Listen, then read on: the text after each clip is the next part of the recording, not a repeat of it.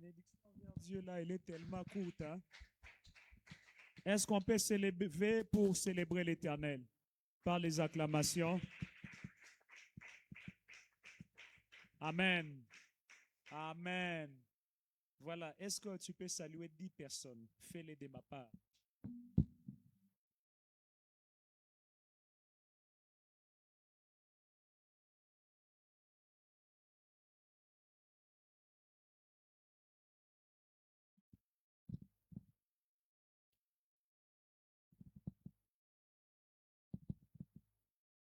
Qui a amené ces 5 personnes? Je lui donne directement son cadeau. Il les reçoit directement de mes mains propres. Qui a amené 5 personnes? Vous avez raté. Amen. Vous savez, ça, c'est l'un d'ouvrage, surtout pour ceux qui travaillent dans les prophétiques, à ne pas manquer dans votre bibliothèque. Il ne faut pas manquer ce genre d'ouvrage. Que Dieu vous bénisse abondamment. Alors, nous sommes en train de parler sur le prophétique, exercer le ministère des prophètes et des puissances en bons disciples. OK? Je me suis beaucoup attelé sur les domaines prophétiques parce que la puissance vient appuyer les prophétiques. Généralement, là où vous trouvez un prophète, vous verrez qu'il y a aussi la puissance. Parce que la puissance vient appuyer les prophètes. OK? Et généralement, là où vous trouvez une parole très profonde, vous trouverez aussi la puissance. La puissance est un atout d'accompagnement. Vous verrez que quand Jésus envoie les disciples, il leur dit allez prêcher. Quand il les a envoyés avec la dose de la puissance. OK? Je vais vous dire ceci, ne mourrez pas sans manifester la puissance. Et si vous ne manifestez pas la puissance quelque part, c'est de votre faute. Parce que tout vous a été donné. Il suffit juste de manifester ce que vous avez reçu de la part de Dieu. Que Dieu vous bénisse. Alléluia. Quand vous marchez avec Dieu, il y a des choses que vous pouvez provoquer. Parce que vous marchez avec Dieu. Le prophète Élie dit, il n'y aura pas de plus sinon à ma parole. Il n'a pas attendu que Dieu puisse parler parce que le ministère de puissance est un ministère d'accompagnement. Avant que je n'aille plus loin, vous devez catégoriser 3 groupes de dons. Je vous ai parlé d'abord des ministères, les classes, hein, le ministère des fondations, ministère d'édification, ministère de direction. D'autres vont plus loin, ils parlent aussi des ministères de services pratiques. Dans les ministères de services pratiques, c'est là qu'on voit les diaconies, les diacres. Hein, c'est là qui torchonnent l'église, qui font l'intendance, la logistique, les matériels, la gestion de tout ce qui est matériel. C'est un travail de ministère d'ordre pratique. Quelqu'un m'entend très bien? Alors, je vais plus loin que nous puissions catégoriser les 3 groupes de dons. Le premier groupe de dons, on appelle cela les dons de révélation. Dans les dons de révélation, c'est là que nous avons les dons des paroles de connaissance, les dons des paroles de sagesse, ainsi que le don de discernement. Ça, c'est un groupe. C'est comme si ça vous étonne. Quand vous regardez dans ces premiers groupes de dons, il n'y a pas les dons de prophétie. OK? Il y a les dons de la parole de sagesse. Il y a les dons des connaissances. Les dons de connaissances révèlent ce qu'est la chose. C'est comme ça qu'on parle des dons des révélations. Amen. Que Dieu vous bénisse. Apparemment, ça, c'est mon étudiant. Vous êtes mon étudiant? Ah, d'accord, je viens de vous repérer. Que Dieu vous bénisse abondamment. Ok, c'est bon. Ok?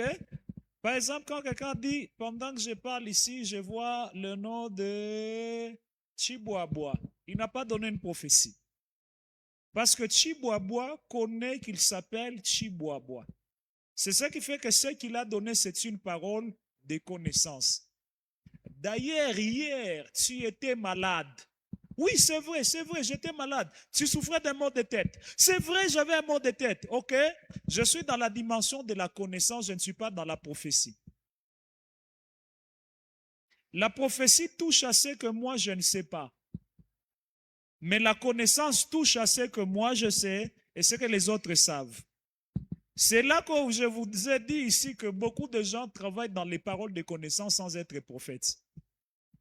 Est-ce que vous me suivez très bien? Et par moments, nous pensons que ceux qui donnent trop les paroles de connaissance, ce sont ceux-là les grands prophètes. OK?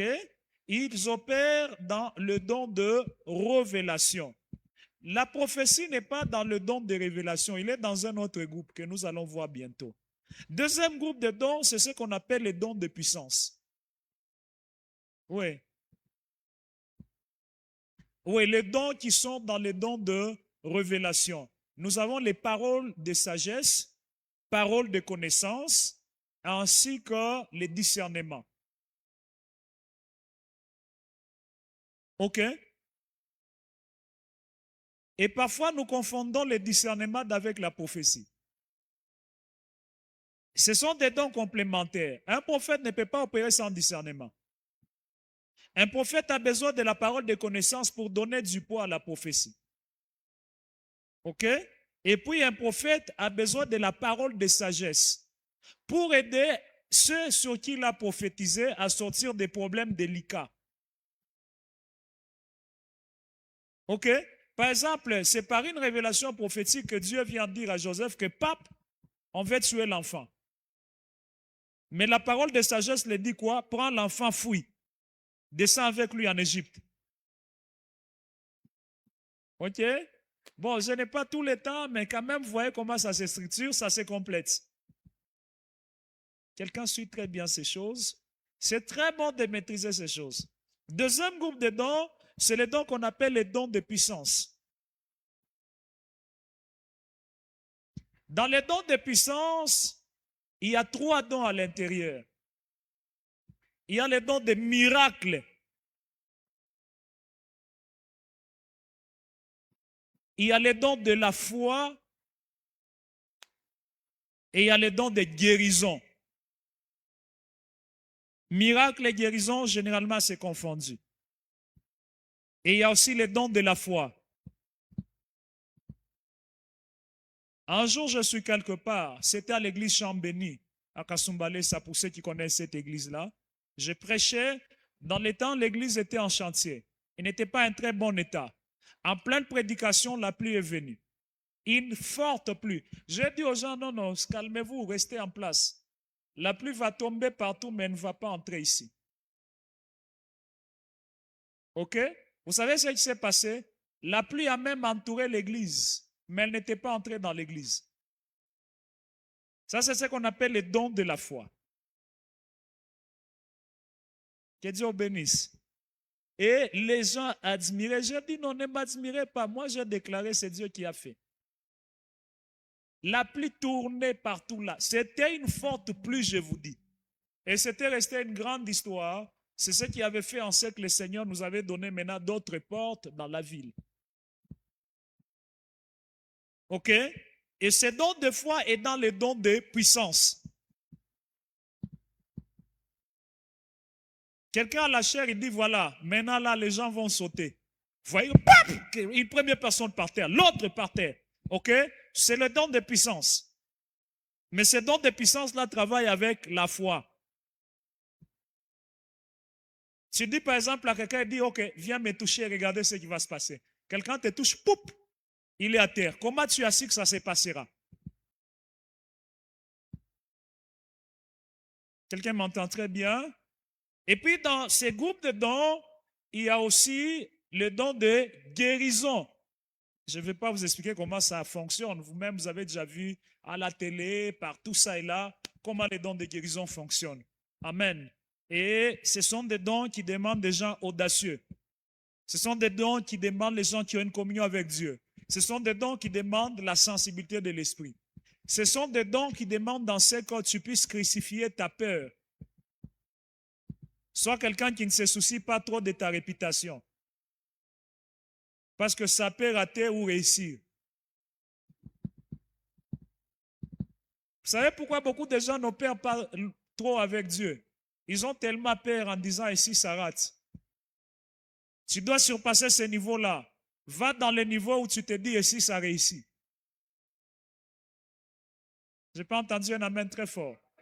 Et par moment, Dieu va défier tes regards afin que tu apprennes à compter sur lui. J'ai donné ce témoignage quelque part. J'ai prêché en Tanzanie. C'était très haut la prédication ce jour-là. La puissance était terrible. J'ai même confessé à la chair. J'ai dit, Ici, amenez n'importe quel cas, vous allez voir ce que Dieu va faire. J'ai dit n'importe quel cas. Je me sentais dans une atmosphère terrible. Papa, je ne sais pas, on a amené une dame. J'ai dit, Seigneur, ça sont des sorcières de famille qui veulent détruire ma réputation ou quoi? On amène une dame dans une chaise roulante. C'est vrai, j'ai déjà prié pour des cas pareils. Mais quand j'ai regardé l'état de ses jambes, moi-même, je me suis dit, j'ai prié pour les gens. Mais ça, c'est un piège. Vous voyez, pendant que je déclarais n'importe quoi, Dieu fera tout ça. C'est moi m'amener une chaise roulante là. J'ai dit, je regarde comme ça, je commence à faire semblant et j'ai fouillé les cas. Les protocoles aussi, on dirait qu'on l'avait déjà envoyé par quelqu'un. Plus je fouillais les cas, plus eux aussi marchaient avec la chaise jusque là que j'étais et je n'avais plus de choix, j'étais coincé. C'est moi qui criais que Dieu fera. Posez-moi la question de ce qui s'est passé après. Amen. J'ai poussé seulement la chaise roulante. J'ai demandé à la dame sans même regarder à l'état de ses jambes. Il y a des histoires, tu te dis, même si Dieu fait, mais ça. J'ai poussé la chaise, paf! J'ai dit, allez, suis-moi, suis-moi. Je ne voulais pas regarder derrière. J'ai dit, Seigneur, ça peut être un scandale. Après, j'ai entendu les gens crier. Quand les gens criaient, mon cœur a battu. J'ai dit, Seigneur, j'ai tué la femme d'autrui. Les gens crient, aïe, c'était des cris. J'ai dit, ici, soit c'est la prison, soit c'est autre chose. Et quand je tournais donc, les gens criaient parce que la dame, ses pieds s'étaient affermis et elle me suivait. Et directement, j'ai dit, voilà, je vous ai dit quoi? Pourtant, moi, j'avais peur. C'est là que j'ai toujours dit que les miracles étonnent même la personne par laquelle le Seigneur est passé pour le faire. Les miracles font partie de choses qui sont dans l'agenda divin. Tu ne sauras pas les programmer, à moins que le Seigneur t'inspire lui-même pour dire, voilà, je ferai ceci, je ferai cela. Quelqu'un m'entend très bien? Alors, ça, c'est ce qu'on appelle les dons de puissance. Et c'est dans les dons de puissance qu'il y a tout ce que vous appelez les œuvres de puissance. Et je vous dis, cette chose-là, elle est merveilleuse. OK? Quand tu es déjà dans ces domaines-là, travaille à garder ça. Ça crédibilise les messages que tu donnes. La manifestation de la puissance fait asseoir aussi l'autorité. Est-ce que vous m'entendez très bien? Ça fait asseoir l'autorité. Ne sers pas dans les ministères sans avoir cette chose. Demande à Dieu. Même de manière occasionnelle, il faut en avoir. Par moment, même là où les gens contextent les ministères, quand cette chose est là, l'autorité est assise. Je prie que Dieu t'accorde la grâce, le don de puissance au nom de Jésus. Va opérer avec force et grâce. Est-ce que tu peux recevoir cette grâce au nom de Jésus? Qu'elle coule dans tes veines, qu'elle coule dans tes déclarations, qu'elle coule dans ton ministère. Travaille et opère dans la puissance. Ne sois pas un serviteur qui ne pèse pas. Sois un serviteur qui pèse sur le plan spirituel. Reçois cette grâce au nom de Jésus. On peut s'asseoir.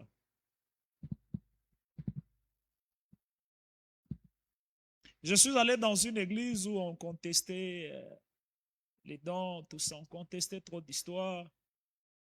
Après, les gens disaient dans les coulisses, non, ils bousculent les gens, tout ça. Ah, ça m'avait fait trop mal. Je n'allais même pas rentrer prêcher. Maintenant, au lendemain, j'arrive, je me concentre en pleine prédication, les gens tombaient d'eux-mêmes. Maintenant, vous allez dire quoi? J'ai bousculé qui? Que Dieu vous bénisse. En pleine prédication, il y avait des sauts dans la salle. À gauche, à droite, les gens tombaient de toutes les manières. Alors, troisième groupe de dons, c'est ce qu'on appelle les dons de inspiration, les dons d'inspiration.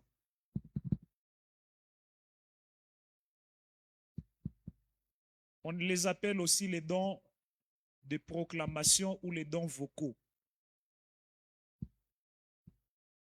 Maintenant, au niveau des dons d'inspiration, c'est là qu'il y a la prophétie, il y a les parler en langue et l'interprétation des langues. Parce que parler en langue, c'est une inspiration. Prophétiser, c'est une inspiration. Interpréter une langue, c'est une inspiration. Ça, ce sont les trois grands groupes de dons. Trois grands groupes de dons, plutôt. Vous me suivez très bien? Pourquoi nous disons que la prophétie est dans le don d'inspiration? C'est ce que Paul dit, ce qui n'était pas monté dans le cœur de quelqu'un. Hein? Tu n'as pas prévu ça. Ça monte d'une manière brusque.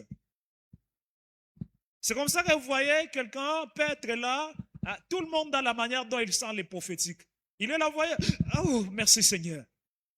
Ok, c'est pas toujours les aventures, ça l'a dépassé. Quelque chose vient de tomber comme une inspiration brusquement.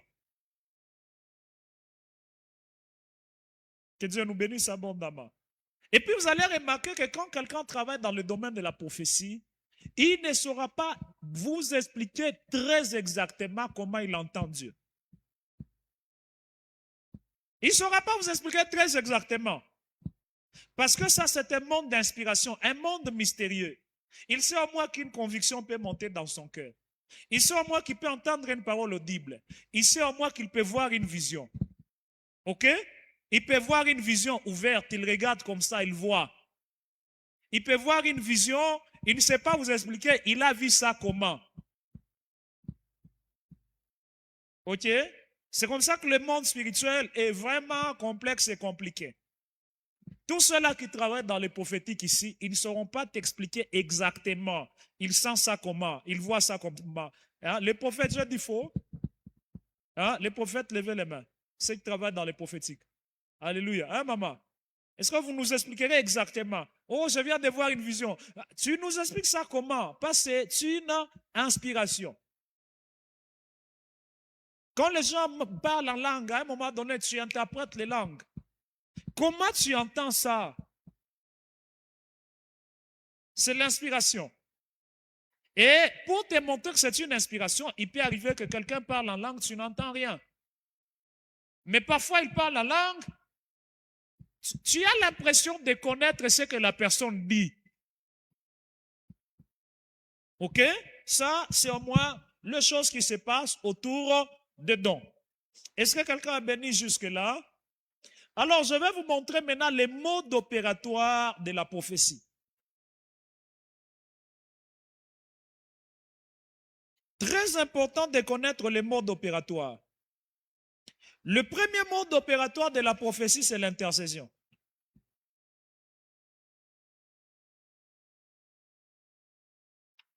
L'intercession est le premier mode de la prophétie. Je suis en train de chercher les textes. Je crois que je l'ai mis quelque part dans mon carnet.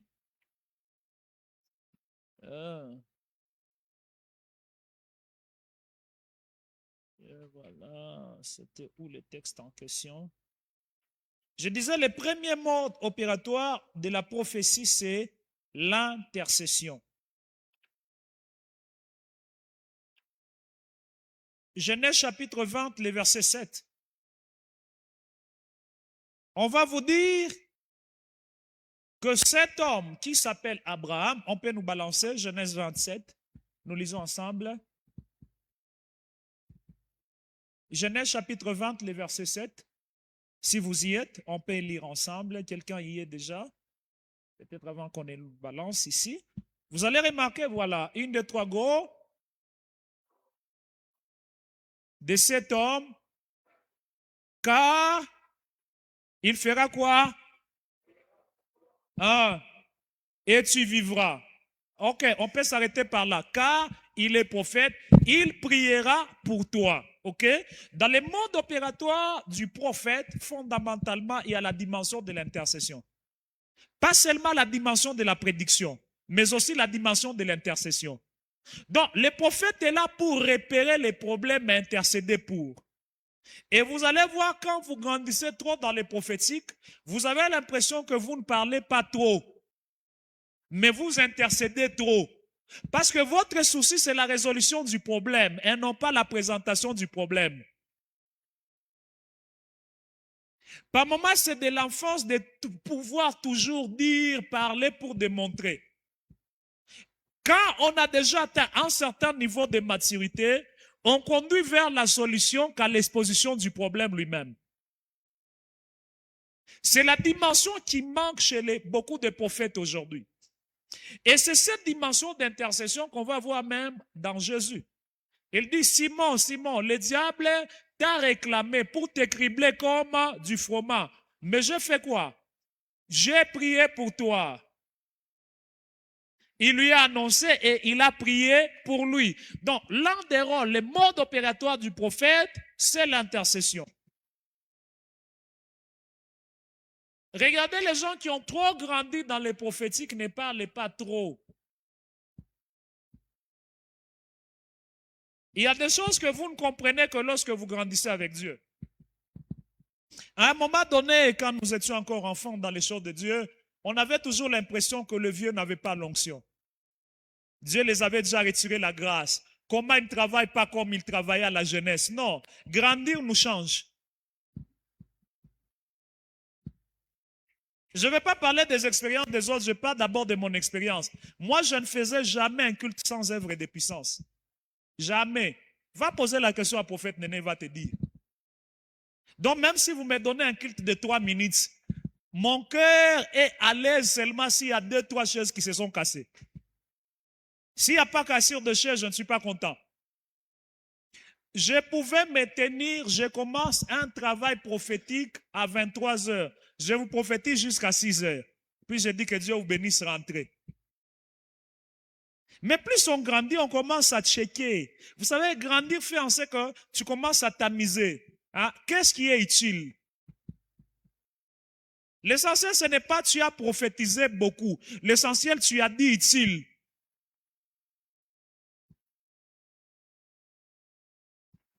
Ok? Je n'ai pas toujours envie de dire qu'il s'appelle Henri. Il habite telle part. Il fait ceci. Il fait cela. Bon, ça fait partie des astuces qui rendent beau les messages. Mais ce n'est pas ça le message lui-même. Pourquoi je peux passer tout le temps dans les détails au lieu de l'amener vers le but?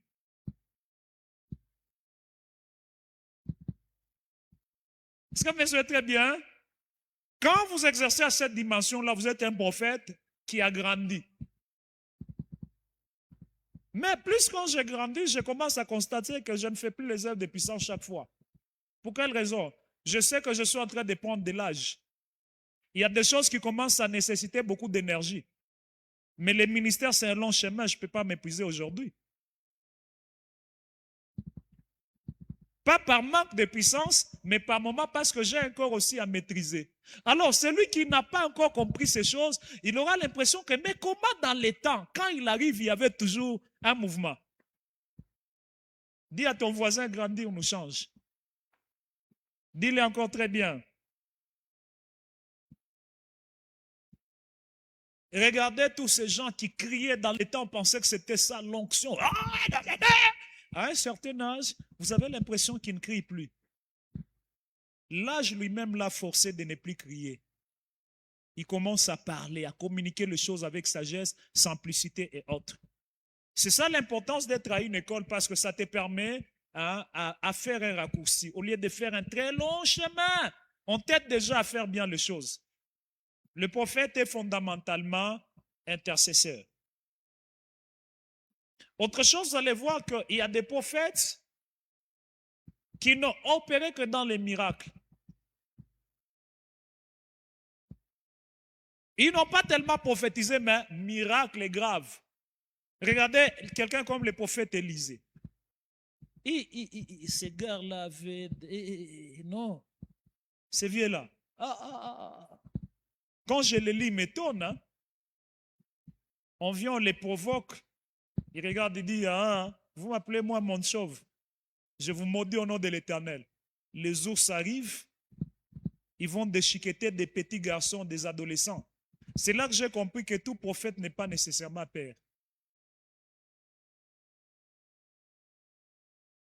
La paternité, c'est une autre grâce. Élisée, c'était un prophète, mais il n'était pas père. C'est pourquoi même quand il est parti, son manteau n'est resté avec personne. La paternité, c'est un autre don. Et il a agi sans penser à la famille, aux familles de ces jeunes gens-là. Vous imaginez des deuils qu'il a créés? Vous imaginez les générations que Élisée a interrompues? Parce que c'était des jeunes qui pouvaient se marier, avoir des enfants, peut-être parmi eux produire même des prophètes. Mais il a interrompu leur vie parce qu'il n'avait pas un cœur paternel. C'est pourquoi regarder même la rigueur qu'il avait contre Géasi. La lèpre s'attachera à toi, pas seulement à toi, même à ta maison. Ah, la maison de Géasi a fait quoi? C'est là que j'ai toujours dit, ce n'est pas tout homme très loin qui est appelé à t'encadrer. Il y a des hommes très forts, continuez à les admirer de loin. Le jour où vous vous attachez à eux, ils peuvent sécher votre ministère parce qu'ils n'ont pas le cœur paternel.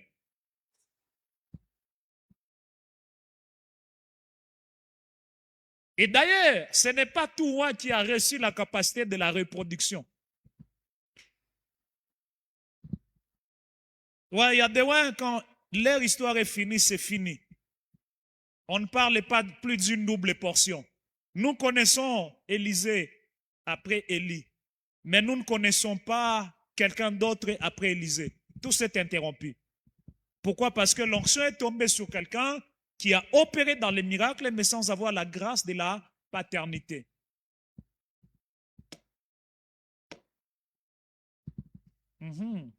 Dis avec moi. Encore. Ouais. Et c'est ce qui se passe au Congo. Beaucoup ont des grâces, mais peu sont des pères.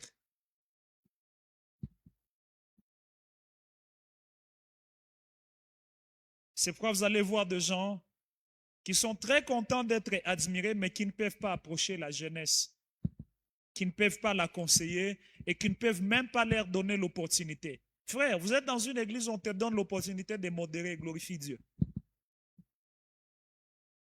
Hein? On te dit même non, je ne suis pas là pour introduire les pasteurs. Glorifie Dieu, papa. Qu'est-ce qui manque au pasteur Riel de m'appeler, dit non, non, arrive seulement, prends le micro. Vous allez l'amener où? Glorifiez Dieu. Si vous avez des pères comme ça, c'est une grâce. Des pères qui peuvent vous dire non, continuez les cultes même à mon absence, c'est une grâce. Il peut appeler et dire non, non, le culte est interrompu parce que je suis occupé.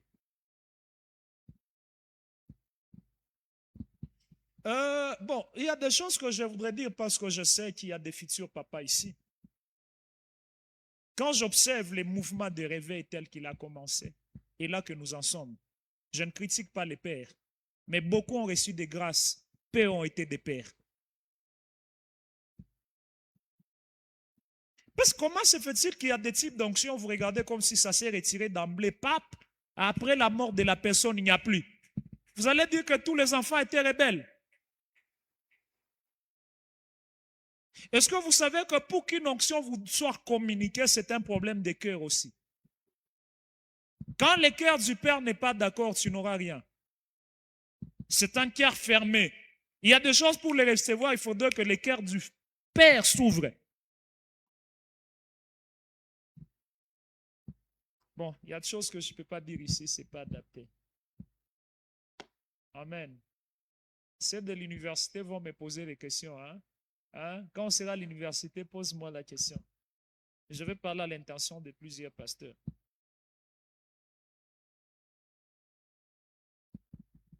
Vous allez voir que les prophètes ont travaillé avec les miracles, ils ont travaillé avec le prodige.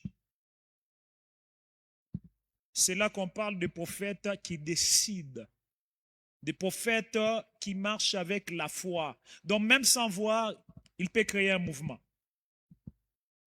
Il n'y aura pas de plus, sinon à ma parole. Pas sinon à la parole de l'Éternel, sinon à ma parole. Et Dieu prend la parole du prophète, il la transforme en sa parole. Troisièmement, dans les modes opératoires des prophètes, il y a l'annonce des événements ou la prédiction.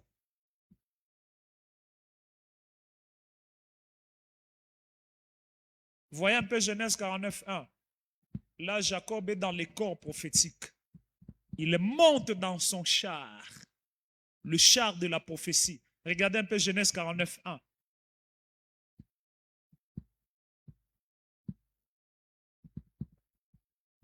Jacob appela ses fils et dit, assemblez-vous je vous annoncerai ce qui vous arrivera dans la suite des temps. Prophète Jacob. Est-ce que quelqu'un m'entend très bien? Alors tu ne peux pas t'appeler prophète, on ne t'a jamais aussi entendu annoncer, même par hasard.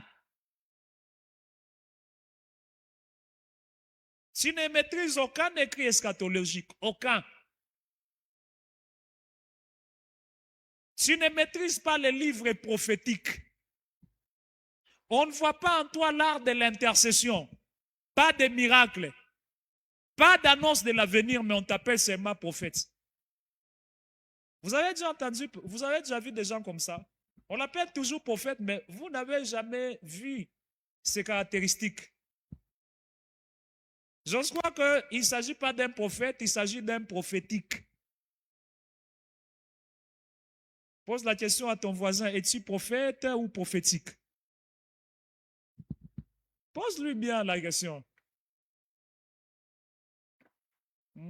Ou soit tu es les deux prophètes prophétiques. Ok? Le prophète travaille aussi à annoncer l'avenir.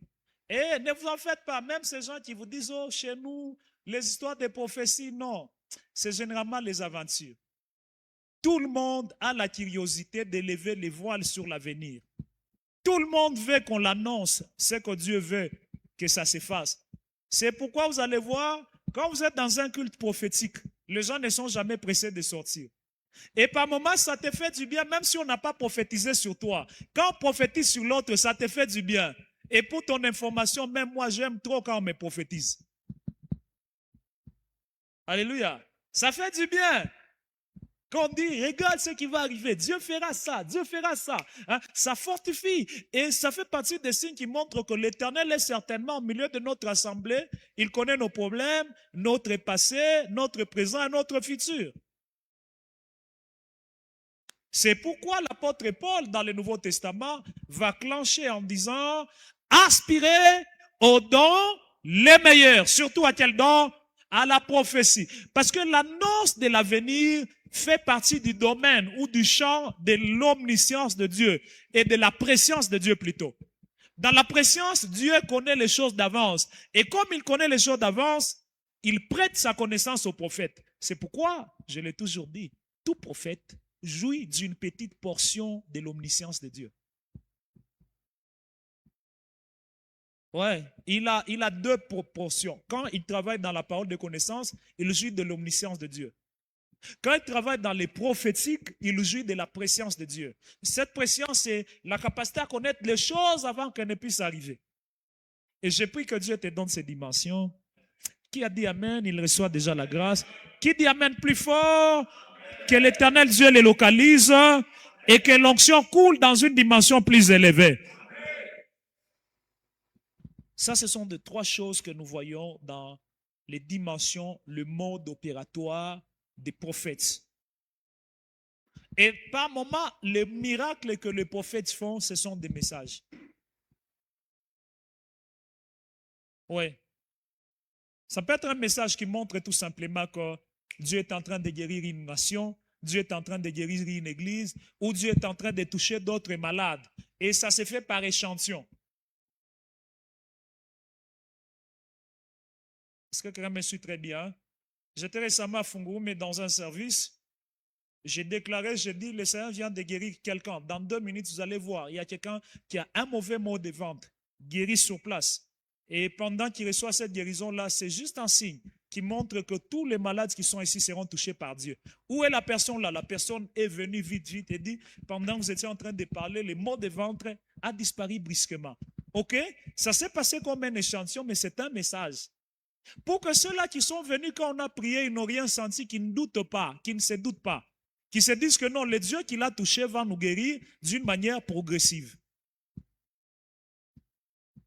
Est-ce que quelqu'un est béni jusque-là? Alors, je vais vous parler maintenant de quelques erreurs que les prophètes peuvent faire aujourd'hui. Je crois qu'il y a le livre au bureau, il revient à 15 $. Je ne toucherai pas tout. Je vais toucher juste quelques erreurs que les prophètes peuvent commettre aujourd'hui. C'est comme je vous ai dit hier que, premièrement, vous devez savoir que tout prophète a déjà eu à se tromper, d'une manière ou d'une autre.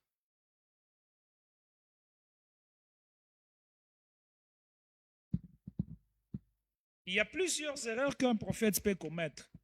Je ne dis pas que doit commettre, peut. OK?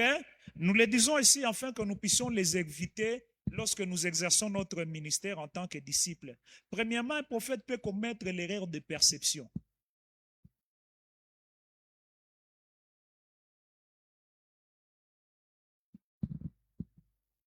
Balancez-nous un peu Jérémie chapitre 1. Jérémie chapitre 1, les versets 11 à 12. Si on peut nous les balancer. Jérémie 1, 11 à 12. Vous allez voir que c'est une première erreur qu'un prophète peut commettre, la perception. La perception, c'est la capacité de bien voir une chose. OK? Regardez ici, la parole de Dieu me fit adresser en ces mots. Que vois-tu, Jérémie? Il dit quoi? Je vois une branche d'amandier. Allez-y au verset 12. Allons-y. Et l'Éternel? Il dit quoi? Tu as bien vu. Tu as bien. Donc, le prophète peut aussi mal voir. Dieu a présenté une chose, mais le prophète a mal vu. Que vois-tu? Je vois une branche d'amandier. C'est comme ça qu'il y a des visions, tu les reçois, mais tu ne les aperçois pas. Quelque chose est là. Tu sais que spirituellement, j'ai vu une chose. Ah, c'est comme si j'ai vu une chose. C'est déjà arrivé à quelqu'un? Lève la main si ça t'est déjà arrivé. Eh, donc on est plusieurs, je me croyais seul. Ah, c'est comme si j'ai vu. Hein? Tu commences à te battre. Tu cherches à reconstituer la vision. Si tu n'as pas bien perçu la chose et tu l'annonces comme ça, directement tu peux commettre l'erreur. Sois sûr que ce que tu as vu, tu l'as bien vu. OK? Ça, c'est l'erreur de perception.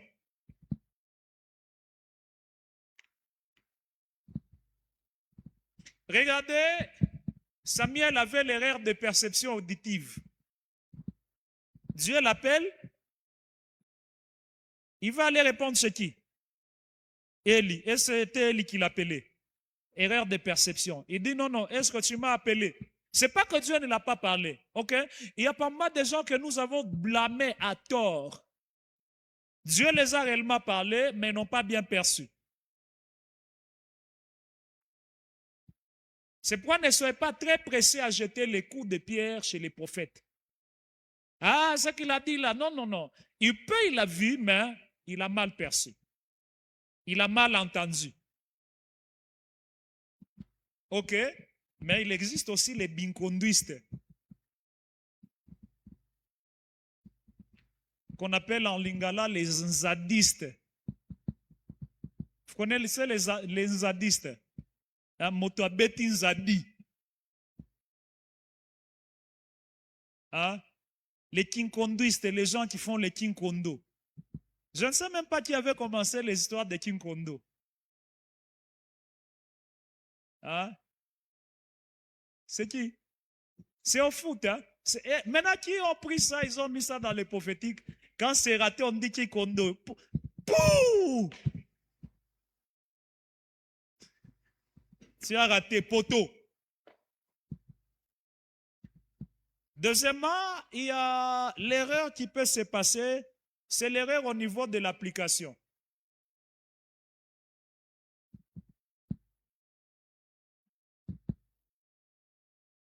L'application, c'est quoi?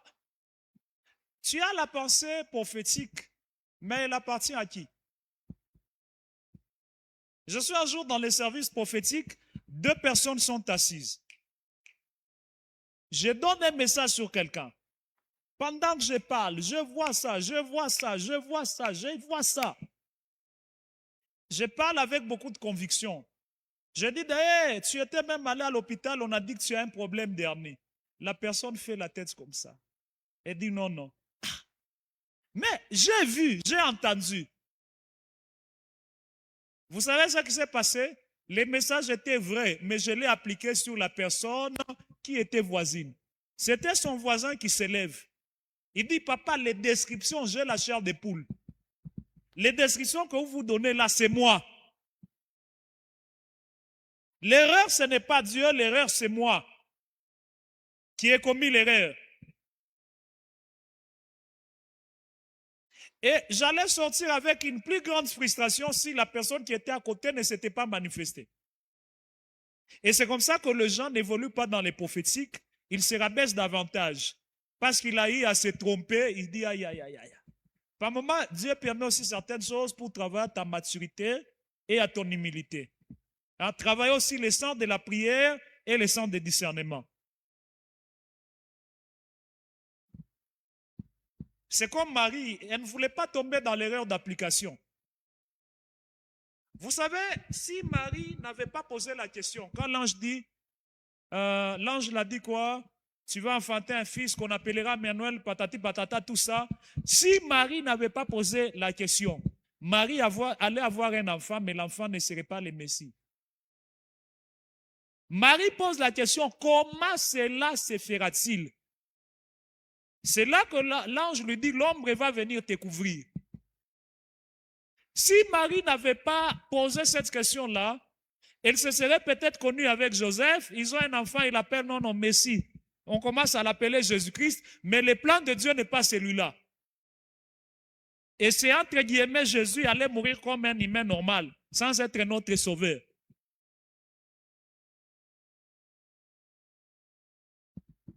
Quelqu'un m'entend très bien. Alors, pour éviter ces erreurs que je viens de vous donner, dans les prophétiques, évitez d'être pressé de parler. Soyez posé, tu as reçu les messages. Hein? Ne sois pas comme si tu es agité, comme si on te force, tu dois toujours parler. Non, non, non, non. Sois posé. Il y a des compréhensions prophétiques qui demandent du temps. Il y a même des messages que vous comprendrez après des années, des visions que Dieu vous expliquera après des années.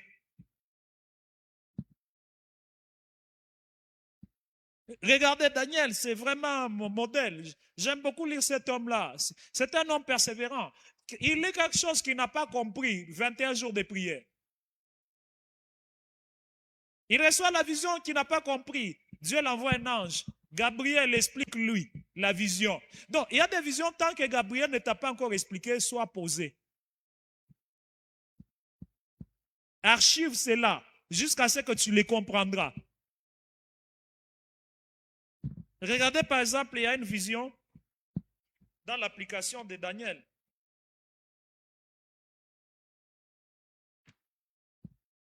Ah non, je n'ai pas le texte ici.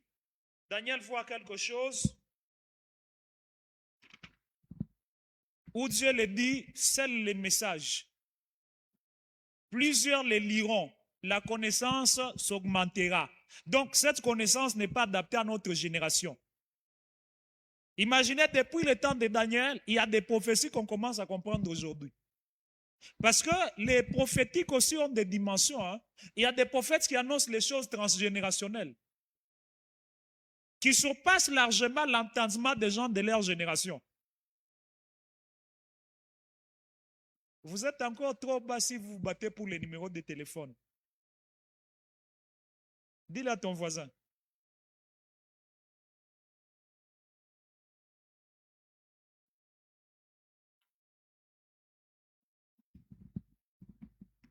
Prophète Moulin. Et par moment, on pense que c'est ça très grand. Non, non, non. Ah, ce sont des dimensions primaires. Il y a des gens qui annoncent des choses transgénérationnelles. Des choses qui doivent traverser des siècles. C'est comme Balaam, quoique faux prophète, ces gars-là, je ne sais pas si c'était un jeune, bon, mais comme c'est déjà passé, c'est un vieux. Ce vieux-là était loin. Il dit, je les regarde, pas maintenant. Je les contemple, non de près. Un astre sort de Jacob. Il perce les flancs de Moab. Donc, il est en train de voir des choses très éloignées. Je veux que Dieu élargisse ta capacité de voir et d'entendre. N'aie pas seulement des distances à voir dans les 20 mètres carrés. Tu dois aller dans des kilomètres. Oh, quelqu'un dit Amen, très bien. Tes regards prophétiques doivent traverser les nations. Tes regards prophétiques doivent traverser des siècles. Tes regards prophétiques doivent traverser des temps et des temps, des temps et des temps. Qui dit Amen bien, il reçoit cette grâce. Autre erreur que beaucoup de prophètes commettent, c'est l'erreur d'harmonie d'opinion. Harmonie d'opinion.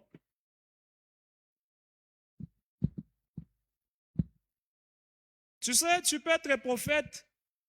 Dieu a révélé à tout le monde. Bon, tout le monde a prophétisé la même chose. Mais toi, tu as une révélation contraire. Tu as maintenant l'impression que ce que toi, tu as dit là est faux. Et par conséquent, tu veux corriger la révélation. En fait, de l'harmoniser à ce que les autres ont vu. Tu as commis l'erreur. Imaginez tout le monde arrive ici, il prophétise. Je vois l'élévation, je vois cet homme. C'est un grand homme, je le vois. Oh, alléluia. Je le vois élevé, je vois l'argent, je vois. 5 prophètes passent, ils disent la même chose. Mais toi, tu arrives, Dieu te dit, dis-le qu'il est escroc, qu'il abandonne l'escroquerie. Tu vas te poser la question. Hein? Les gens disent, tout le monde prophétisait comment il fallait se rebeller contre le roi de Babylone. Il disait des histoires. C'était un message bon à entendre sur le plan politique. Mais lui arrive, il dit non, non, Dieu ne vous demande pas de vous rebeller. Soumettez-vous à l'occupant. Qui pouvait entendre ça? Beaucoup ont commis ces erreurs. Il a une vision contraire à ce que les autres ont donné. Et il veut maintenant harmoniser la pensée.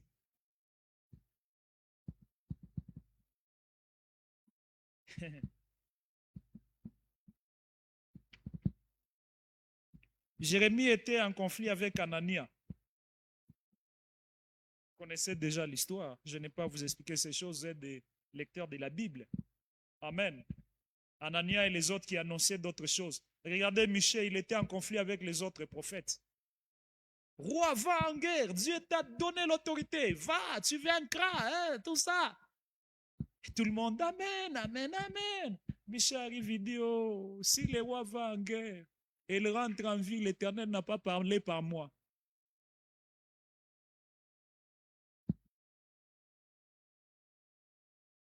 C'est juste une parenthèse, je n'entre pas dans la politique. Pendant que tous les prophètes sont en train de prophétiser, révision constitutionnelle, qui peut lever son petit doigt pour dire non, non, Dieu m'a dit, ne révisez pas.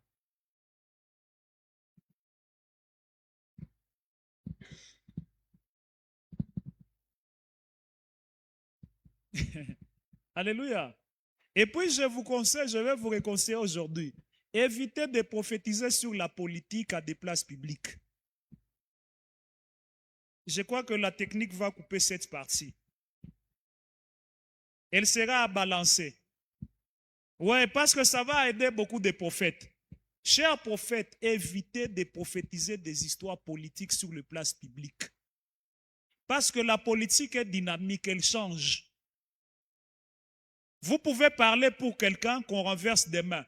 Et son ennemi devient quelqu'un dans la sphère politique. Tu penses qu'on te laissera en paix? Les dimensions prophétiques, le monde prophétique demande la sagesse. Il y a des choses qu'on n'expose pas au public. Il y a même des choses, ce sont des informations du prophète et non pas les informations du peuple. Et il y a des choses que Dieu informe au prophète pour raison d'intercession et non pas de communication. Si vous voulez transformer ce que Dieu vous a informé, donné pour information, vous voulez les transformer en communication, vous aurez des problèmes. C'est comme ça qu'il y a des prophètes, après certains régimes, ils prennent fuite dans la nation. Il y a des choses qu'on ne place pas sur les médias. Il y a de ces histoires-là qui ne se chuchotent qu'aux oreilles des concernés. Est-ce que vous me suivez très bien? Par moment, on pense que quand on prophétise tout sur Facebook, tout sur YouTube, on prophétise tout sur TikTok, c'est ça devenir grand. La grandeur est un mystère, elle est comme la mort, elle vous surprend. Quand Dieu se décide de vous rendre grand, il vous rend grand. Vous n'avez pas d'exercice à faire. Lui-même sait comment il va vous prendre. Le principe biblique est simple. Humiliez-vous à sa droite afin qu'il vous élève au temps convenable.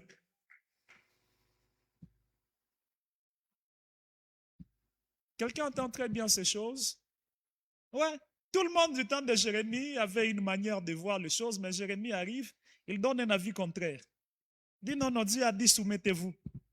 Il a refusé d'entrer dans l'erreur d'opinion, d'harmonie d'opinion. C'est parmi les erreurs que beaucoup de disciples commettent.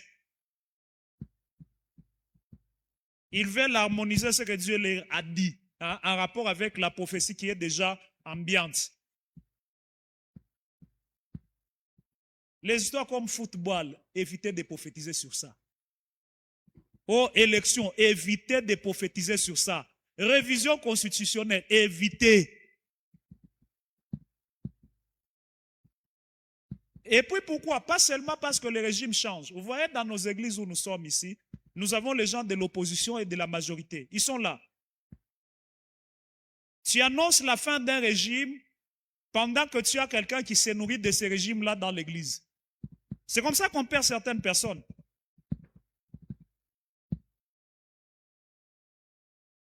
Je suis congolais. Vous savez, même... Bon, ça, je me réserve. Acclame le Seigneur de gloire. Alléluia. J'ai intercédé pour vous. Je sais que la main du Seigneur fait le travail. Amen, amen. Alléluia. Alors, troisième erreur. Combien d'erreurs que j'ai données là-bas? 3. Je peux vous donner les quatrième erreur et je me limite par là. Après, nous passons à la prière. Et vraiment, qui est béni aujourd'hui? Qui a vraiment aimé l'enseignement d'aujourd'hui? Je sais qu'on n'est pas allé très loin dans la puissance. Hein? On a parlé de certaines choses où on aura le temps. Tout ne finit pas aujourd'hui. Je crois que nous allons nous asseoir avec mon pasteur après.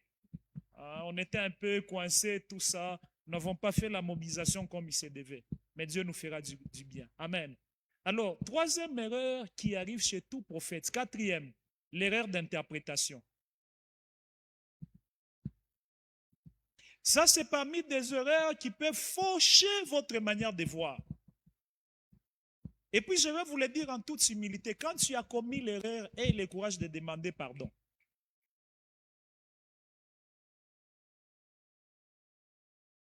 Ce n'est pas facile. De la même manière que tu as le courage de dire non, j'avais prophétisé telle chose, c'était arrivé. Et aussi le courage de dire, mais là, quand j'avais prophétisé, ça n'avait pas tenu.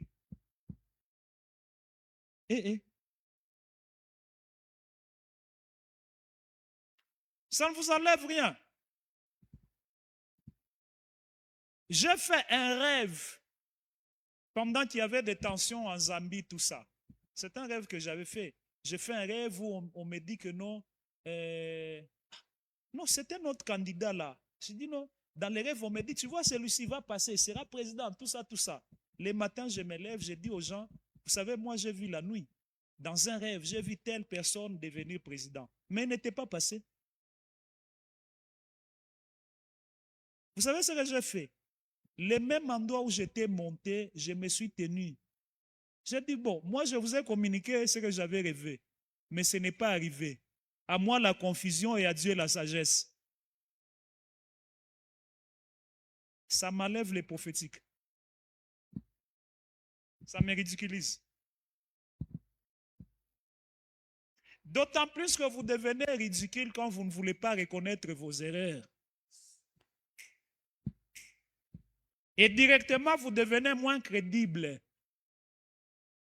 Quelqu'un qui reconnaît ses erreurs, il est sage. Ça veut tout simplement dire qu'il est sur le voie de perfectionnement.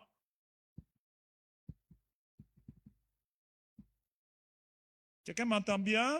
Alors, il y a d'autres erreurs qui peuvent arriver, ce sont les erreurs d'interprétation. Parce que les prophétiques ont des niveaux de langage. Il y a ce qu'on appelle les niveaux cryptés. C'est le premier niveau. Où Dieu te dit une chose, il sait que tu ne vas pas comprendre la chose. Et Dieu le fait à dessein et à intention.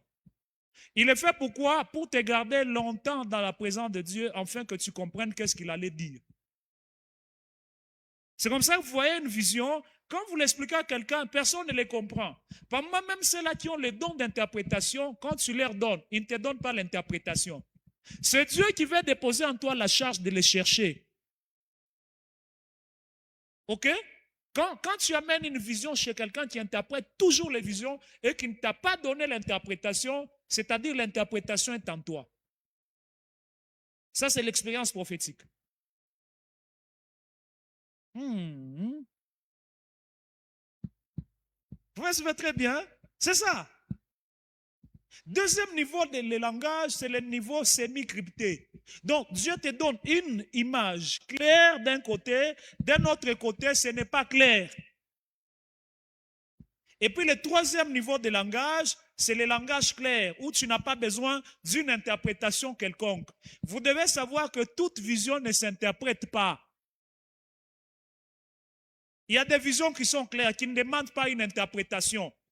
Si tu veux interpréter directement, tu commets l'erreur. Un prophète se tient quelque part, il appelle un papa. Et dit, papa, je vois un polo jaune.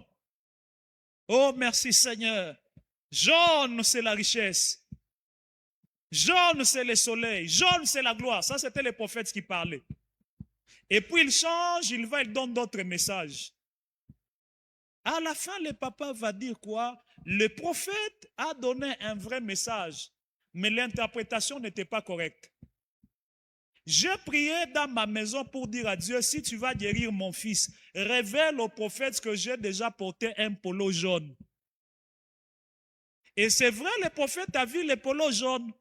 Mais le reste des choses, c'était les commentaires du prophète maintenant. Quand il dit jaune, c'est l'image de la richesse, jaune, c'est l'image de la gloire. Donc, tout ce qu'il disait là, Dieu n'était pas dans ça. Dieu s'était limité au niveau du polo jaune. Et ce polo-là n'était pas visible, il était dans une chemise. Vous voyez l'épreuve que le papa avait dit à Dieu, dit, Seigneur, si vraiment tu vas guérir mon fils, que les prophètes disent que j'ai un polo jaune. Mais lui, quand il a vu le polo jaune, il a commencé à interpréter. Il a fauché.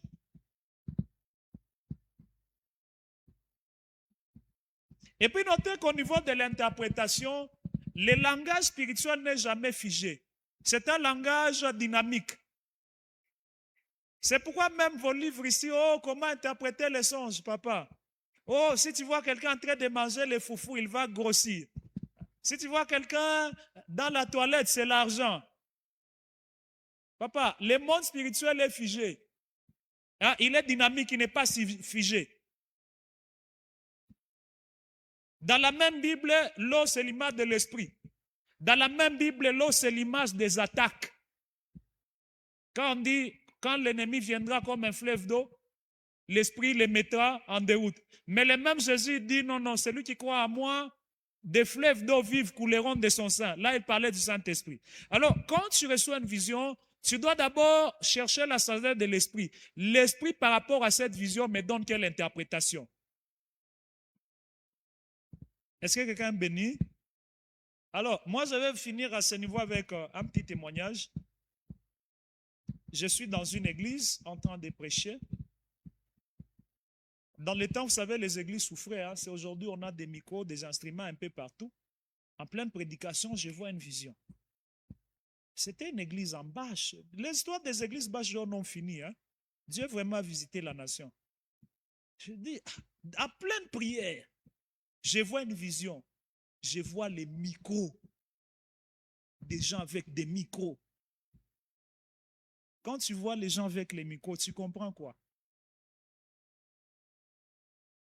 Non, entre nous soit dit, je ne vais pas te condamner, nous sommes à l'école, non? Directement en tant que prophète, dans une église, il n'y a pas des instruments. Tu vois les gens avec les micros, des baffles, les micros. Vous comprenez quoi? Dieu veut faire quoi? Dieu veut faire quoi? Il veut visiter l'église avec les instruments. Ce qui est logique, non? Pendant que je voulais libérer ces messages, Dieu me dit, arrête. Ce n'est pas ça. Ces gens ici vivent dans la calomnie. Ouais. Les micros et les baffles que tu as vus là. Donc, dans cette église, il n'y a pas de vie privée. Tout ce que quelqu'un fait, ils en parlent à haute voix.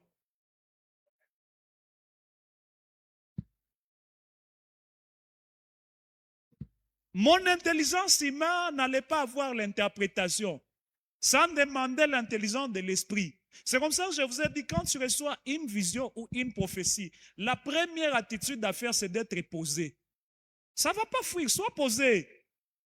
S'il faudrait que tu prennes des semaines et des semaines de prière, prends les semaines. Parce que pendant que tu pries là, non seulement Dieu va te donner l'interprétation, Dieu t'enrichit aussi en communion. C'est ça les effets de la prière. La prière ne nous donne pas seulement ce que nous cherchons. La prière nous donne aussi ce que Dieu cherche à nous.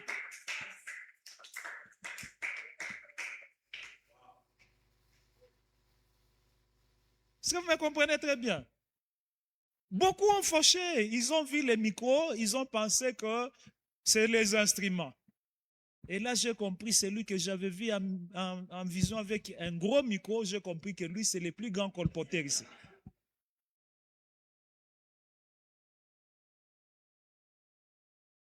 C'est ça, tu peux être là, tu vois les lunettes sur quelqu'un, tu dis c'est les dons de vision.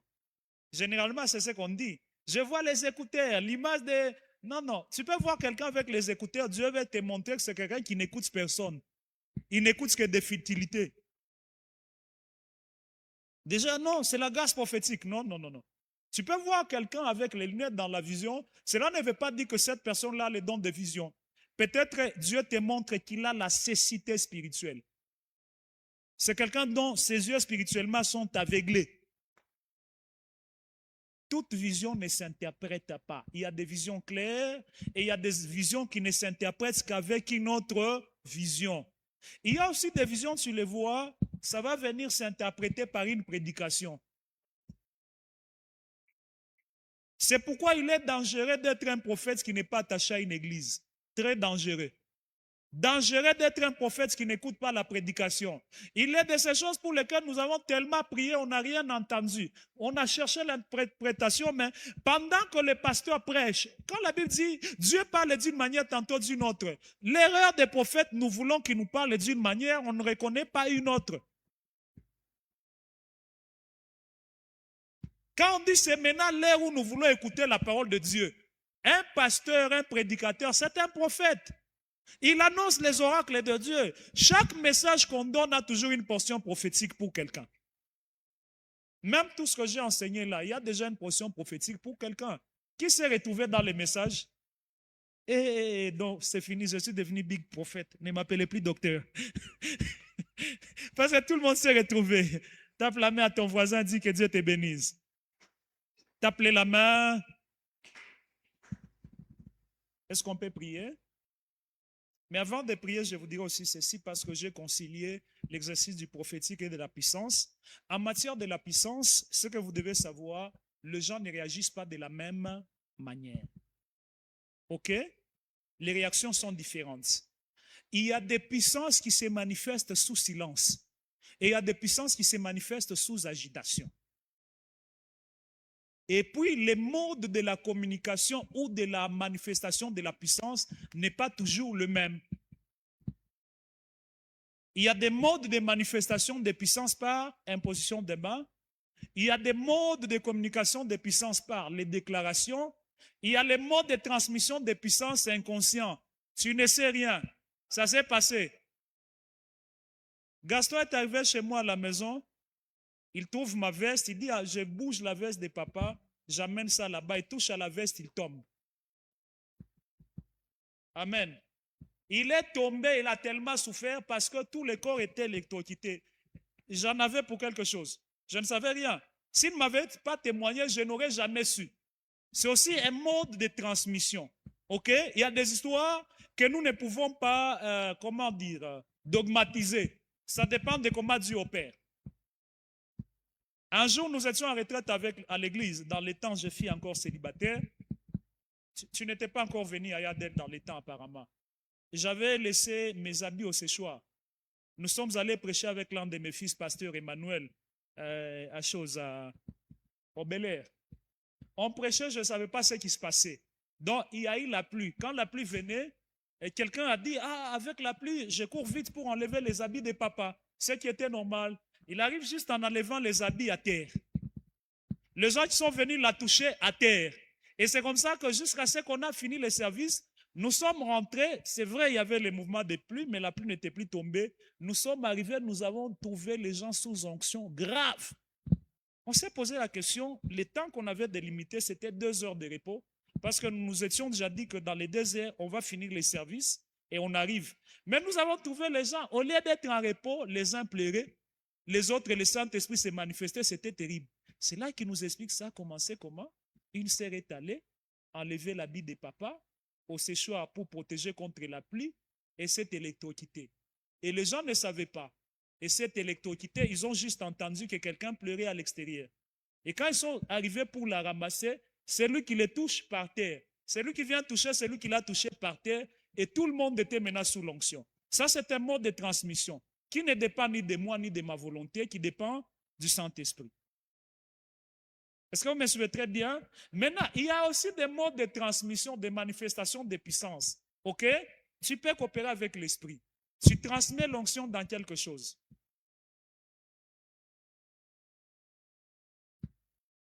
Amen.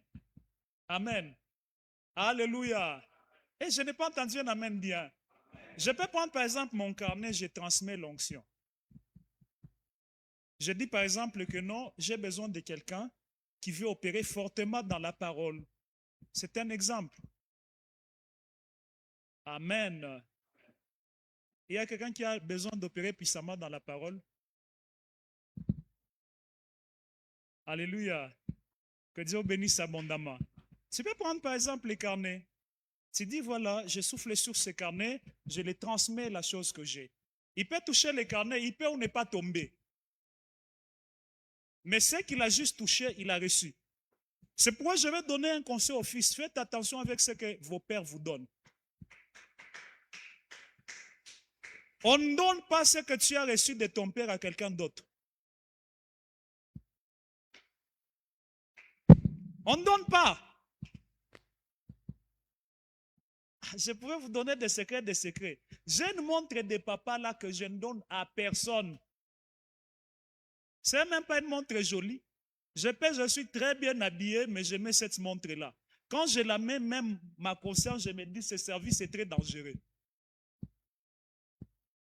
L'un de mes mentors, avant sa mort, il vient m'offrir les sandales. Il était très gros. Je dis, comment un papa gros comme ça, je suis mince, il va m'offrir les sandales?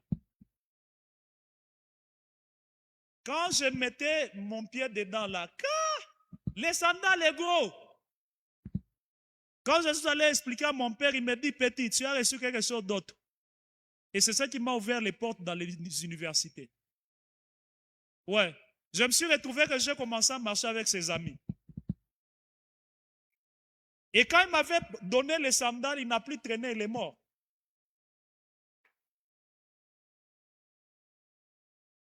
Et même quand il était mort, sa femme m'appelle. Imaginez, au milieu de tous ses fils qu'il avait, il dit, viens, j'ai senti une conviction, il y a un thé que ton père était en train de boire la dernière semaine. Il a bu juste un sachet. Il a laissé tous les autres thés, viens prendre. J'ai pris ce thé-là en prière. J'ai dit ça, c'est une communication. Et je faisais maintenant, avant de prier, je prends mes pieds, je les mets dans les sandales. Vous savez, soyez spirituels. Comprenez des gestes prophétiques. Vous avec qui mangez souvent avec les pasteurs à tout moment, ne vous habituez pas. Il y a des onctions qui se communiquent à la table. Et il y a même des états d'âme qui se révèlent lorsqu'on est à la table. On ne peut pas t'inviter à la table comme ça. Un homme spirituel comme ça t'inviter, c'est un caribou. Viens, on mange. Non. Dans ma nature, à moi, je ne mange jamais à table avec quelqu'un à qui je ne fais pas confiance. Ouais, si Dieu ne me fait pas grâce de reconnaître ton statut spirituel, on ne peut pas se mettre sous la même table. Nous pouvons discuter autre chose, mais on ne peut même pas boire l'eau ensemble. Pour quelle raison? Je connais la force de la communication qu'il y a là-bas. Alors l'onction peut se transmettre de plusieurs manières. Alléluia. Par exemple, quelqu'un qui est très assoiffé, je peux lui communiquer quelque chose par cet agenda. Il peut juste toucher l'agenda et quelque chose se passe. Viens. Mets tes deux mains, fais avec tes deux mains. Sois prêt à recevoir. Juste cet agenda, c'est quelque chose qu'on les communique comme une grâce des paroles. Et vous allez voir que l'agenda va beaucoup peser dans ses mains. C'est juste la composition des papiers.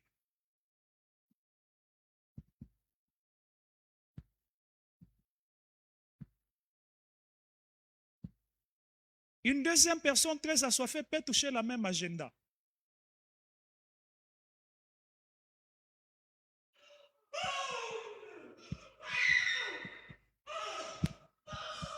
Vous voyez, c'est l'agenda, c'est juste l'agenda. Remettez-moi ça, remettez-moi l'agenda. C'est juste l'agenda. C'est comme ça que vous trouvez des gens, à un moment donné, ils commencent à prêcher dans des dimensions. Vous vous posez les questions, qu'est-ce qui se passe? Regardez comme lui là. Hein? Il peut seulement être touche comme ça, regardez.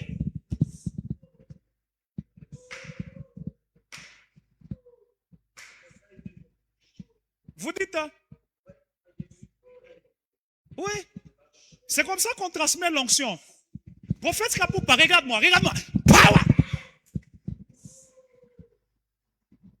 Vous savez, c'est ça que je vous ai dit. L'onction, vous pouvez la relâcher de loin. Vous pouvez la relâcher en déclarant. Vous pouvez la relâcher. Harry, prends.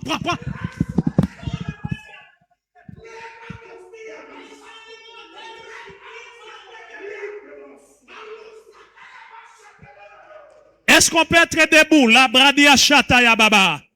Dis à Dieu, Père, ouais-moi encore plus fort, plus fort, plus fort, plus fort, plus fort, plus fort. Prie. Demande à Dieu de te rendre plus fort, plus fort, plus fort, plus fort, plus fort, plus fort. Regarde-moi. Power! Dis à Dieu, ouais-moi plus fort, plus fort. Dis à Dieu, ouais-moi plus fort, plus fort, plus fort. Dis à Dieu, ouais-moi, plus fort, plus fort. Lève ta voix. Dis à Dieu, ouais-moi plus fort, ouais-moi plus fort. Rikande la bia chataya baba. La rada baba shaya. Toi, tu me donnes juste la main.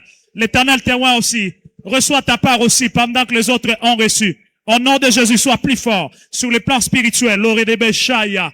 Maïkeridebo shata. Dis à Dieu, ouais-moi plus fort. Dis à Dieu, ouais-moi plus fort. Prie. Demande à Dieu de te rendre plus fort. Sois plus loin que là que tu as toujours été. Oh, regardez à l'onction dans la salle.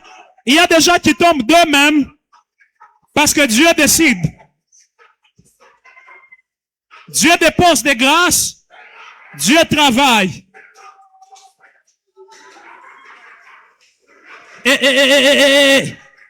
Je vois des manteaux prophétiques. Il y a 4 manteaux. Il y a quatre. Le premier, je l'ai vu. Le deuxième, le troisième et le quatrième. Rikaï de l'abradia.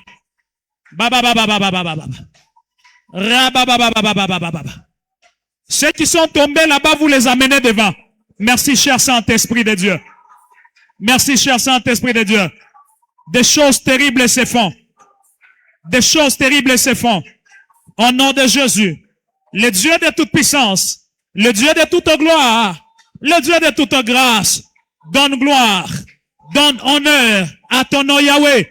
In the name of Jesus mighty name.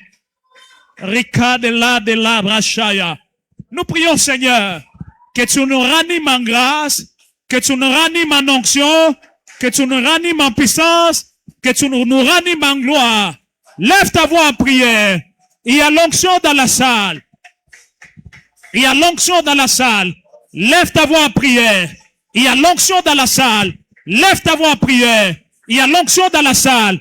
Lève ta voix en prière. Ne sois pas distrait. Ne sois pas distrait.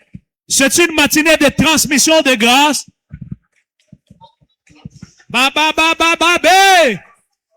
Rinda la baba babo. Shanda la bayakari ya basaya. Rika bababe. Ela ratene kayaba. La krabia shatanabra. Bababa yatanabli keyabosh. Landa la bakari ya baseke redebe shata. La gloire, l'onction, la puissance, la présence de l'esprit est là. Des choses terribles se font dans la salle. Dieu d'esprit des prophètes. Dieu de grandeur. Oh. Oh, oh, oh. Merci, Père. Merci, Père. Chut. Levez les mains, je demande le calme. Oh, je vois encore un mouvement prophétique. Seigneur, je prie, là où tu as donné la grâce des paroles de connaissance. Oh, merci, Père. Là où tu as donné la grâce des dons de puissance. Merci, Père. Va toucher. Là où tu as mis la grâce des dons de puissance, va toucher, va toucher. Va toucher toi-même, va toucher, va toucher. Va toucher là où il y a les dons de puissance. Va toucher là où il y a les dons de révélation. Va toucher là où il y a les dons de la foi. Va toucher. La bradia. Kelabaya saka. Yada baba baba. Randa la baba. J'ai vu comme un homme qu'on a électrocuté et il est en train de sentir comme le feu au niveau des pieds. C'est les dons de puissance qui se manifestent. Ça explose maintenant là. Il va sentir comme si on l'électrocute. Ok. Renda là-bas. Ringa là-bas. Ringa là-bas. Ringa là-bas. Oh, oh, oh. Je vois une autre sœur, comme si on l'a électrocutée. Comme si on l'a électrocutée. Elle va commencer à sentir la faiblesse dans les mains. Les mains vont commencer à trembler. Ok. Ça va tellement trembler.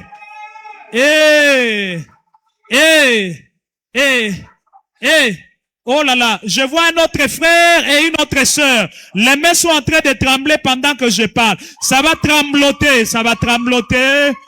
Merci Père. Dieu est en train de les électrocuter de la grâce.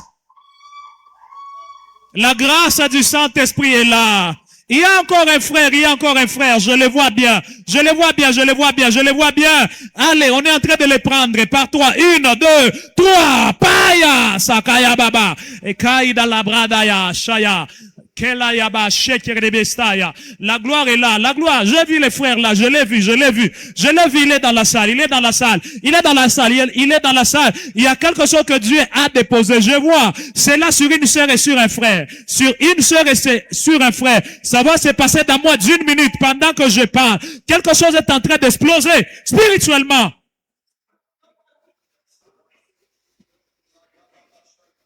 Oh. Et je vois cette personne sentir l'ivresse. Je l'ai vu commencer à marcher comme ivre. Oh, oh. J'ai vu la personne, elle est en train de marcher comme ivre, comme ivre, comme ivre, comme ivre. Ok. Comme ivre, comme ivre, comme ivre. Sécurisez la sœur qui va vers la porte là. Elle va se sentir tellement ivre aussi. C'est la gloire de Dieu pour cette matinée. C'est la gloire de Dieu pour cette matinée.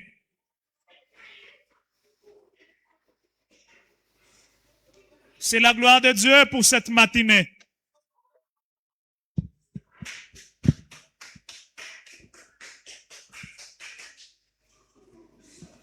C'est la gloire de Dieu pour cette matinée. C'est la gloire de Dieu pour cette matinée.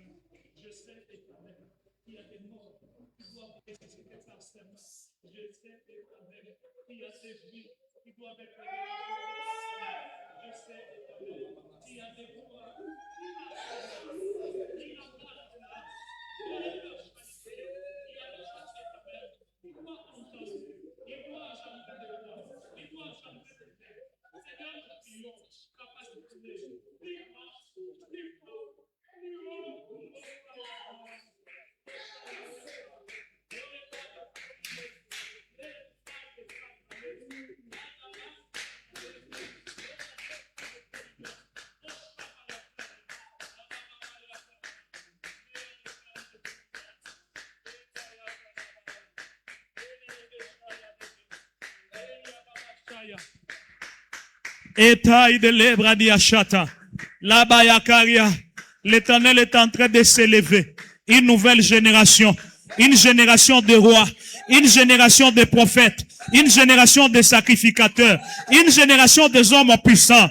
Je vois cette génération en train de monter, en train de s'élever, en train d'aller plus haut. Il est en train de se choisir. Lui-même dans sa souveraineté. Il y a des gens ici qui feront des choses terribles, qui verront sa gloire. Et baya baya kaya baba. Reko sami de glé. La baya kani de ba. Rebobo shani de ba. Reboyakaya. Pendant que je parle, il y a des gens qui sentiront une puissance qu'ils ont senti il y a longtemps. Et Baïa de Guéria, revenir en eux. Parce que dans cette assemblée de ce matin, Dieu s'est décidé de marcher à nouveau avec certaines personnes, de les ramener à nouveau, de les ramener à nouveau.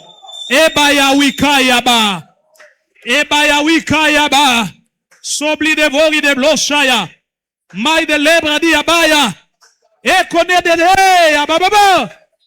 Et amen dans la Baya qui est de Baya Shada. Pendant que je parle, il y a même des gens. Dieu est en train de les aiguiser comme les guerriers de son royaume. Comme les guerriers de son royaume. Ils vont ouvrir les portes au milieu de l'impossible. Ils vont ouvrir les portes au milieu de l'impossible. Au milieu de l'impossible. Ils vont ouvrir les portes au milieu de l'impossible. Ils vont ouvrir les portes au milieu de l'impossible. Et là-bas, Ikaya, Dieu s'est choisi des précurseurs. Les gens qui ouvriront des voies pour les autres. Quand ils se tiendront, les portes s'ouvriront. Païeta, Yaba. Que la béré de Gleshaya. Pendant que je parle, il y a des gens. Dieu les positionne pour ouvrir les portes. Quand ils se tiendront, les portes s'ouvriront d'eux-mêmes. Avant qu'ils ne parlent, avant qu'ils ne déclarent, les portes s'ouvriront. Les portes s'ouvriront.